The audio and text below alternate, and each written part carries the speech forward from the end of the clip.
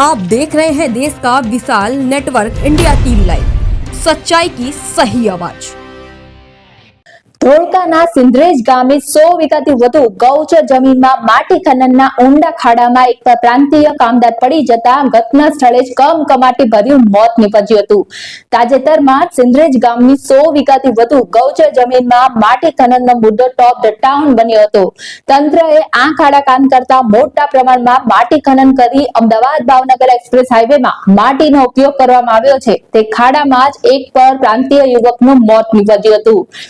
મૂળ બિહારનો કરણ નામનો યુવાન પાણી ભરેલા ખાડા પાસે કપડા ધોતો હતો ત્યારે પગ લપસી જતા ઊંડા પાણીના ગરકાવ જઈ જતા મોત નીપજ્યું હતું। ઊંડા પાણીના ખાડામાં ડૂબેલા યુવાનને સ્થાનિક લોકોએ બહાર કાઢ્યો।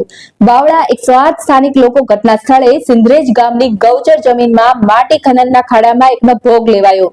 ડેડ બોડીને પિકઅપ દ્વારા ધોળકા સામૂહિક આરોગ્ય કેન્દ્રમાં લાવવામાં આવી હતી।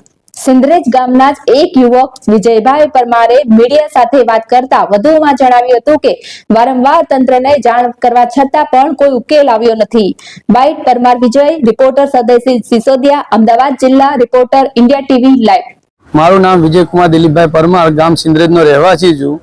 ગ્રામ પંચાયત દ્વારા જે માટીનું ખનન 170 વીઘામાં કરવામાં આવ્યું હતું તેમાં આજે એક યુવક પડી જવાથી પરપ્રાંતીય યુવક પડી જવાથી કમકમાટી ભરી મોત નીપજ્યું છે। જો અમે સરકારમાં અધિકારીઓને આવેદનપત્ર આપ્યું કે આની કોઈ એ કરો, આજુબાજુ ખેડૂતોની જગ્યા આવેલી છે અને ટીડીઓ સાહેબ, પ્રાંત સાહેબ બધાને આવેદન આપ્યા, ખનિજ વિભાગમાં પણ એના પુરાવા આપ્યા, ખનિજ વિભાગે કાંઈ કાર્યવાહી કરી નથી। આજ રોજ સરપંચને ફોન કરવામાં આવ્યો તો સરપંચે એવો જવાબ આપ્યો છે કે મારે મીટિંગ છે એટલે હું આવું નથી, ત્યાં આવતો નથી। તો હવે કોઈ ખેડૂત પડી જાય એની અધિકારીઓ રાહ જોવે છે, કોઈ ખેડૂતનું, કોઈ ગામનું યુવકનું મોત થાય એની રાહ જોવે છે। આની કેમ કોઈ કાર્યવાહી કરવામાં આવતી નથી? કલેક્ટર સાહેબની પણ અમે રજૂઆત કરી છે, અરજી કરીને રજૂઆત કરવામાં આવી છે, હજુ એનો પણ કોઈ નિકાલ આવ્યો નથી। પ્રાંત સાહેબને પણ આવેદનપત્ર આપ્યું છે। આજે એક યુવક મળે છે, કાલે કોઈ ખેડૂત મરે એની રાહ જોવાશે હજુ? मेरा नाम शंकर शर्मा है, बिहार का रहने वाला हूँ, खगड़िया जिला, ग्राम पोस्ट कोलवारा। मैं कपड़ा धोने गया था, कपड़ा धो के चले आए। उसके बाद मेरा लड़का बाद में गया कपड़ा धोने के लिए, वो कपड़ा धो के डाल रहा था पानी में, उसके बाद पैर फिसल गया, वो मर गया डूब के।